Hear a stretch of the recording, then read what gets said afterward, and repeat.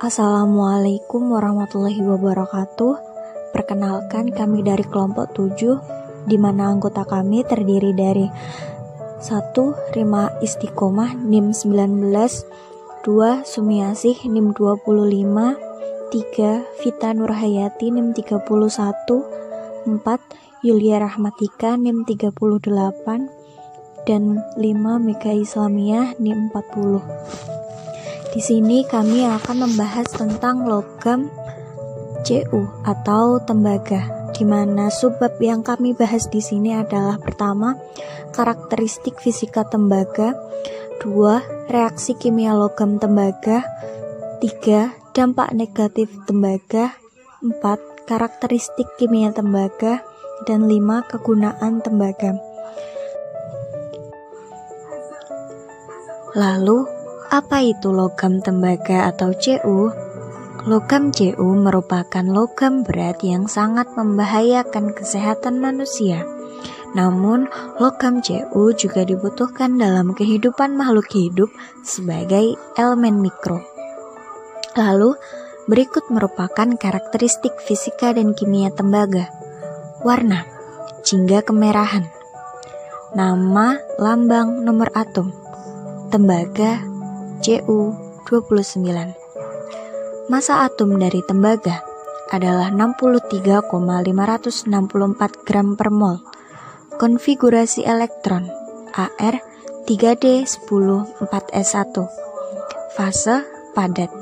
Massa jenis atau sekitar suhu kamar adalah 8,94 gram per cm kubik. Titik lebur 1357,77 Kelvin. Titik didih 2835 Kelvin. Bilangan oksidasi 1,2,3,4. Elektronegativis 1,00. Jari-jari atom 128 pm.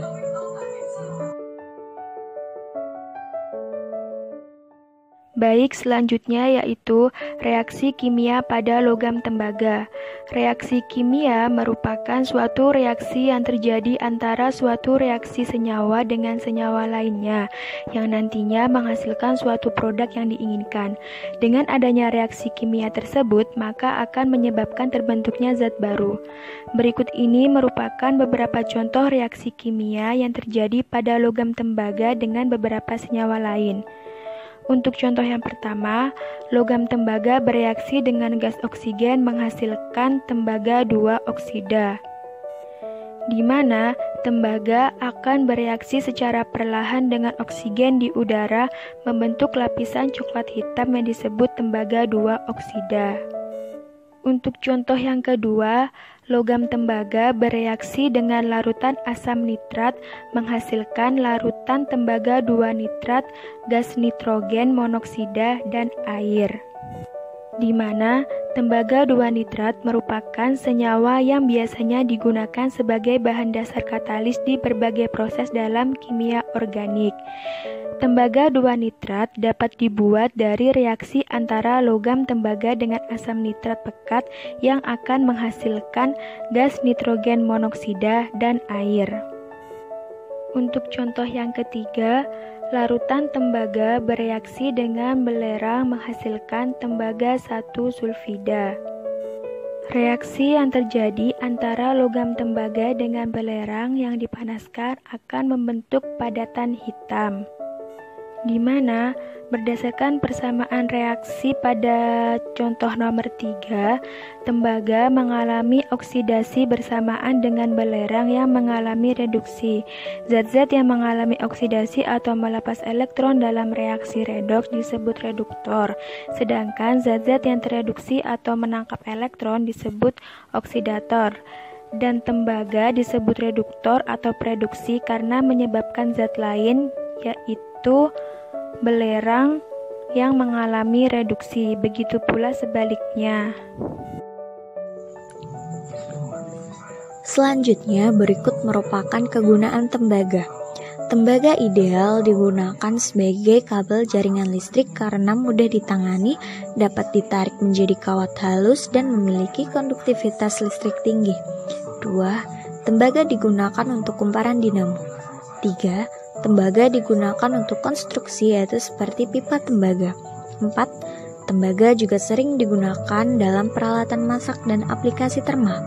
Sifat termal tembaga membuatnya ideal untuk peralatan masak seperti panci, wajan, serta unit pendingin udara, unit pendingin, pengukur kalor untuk pemanasan air.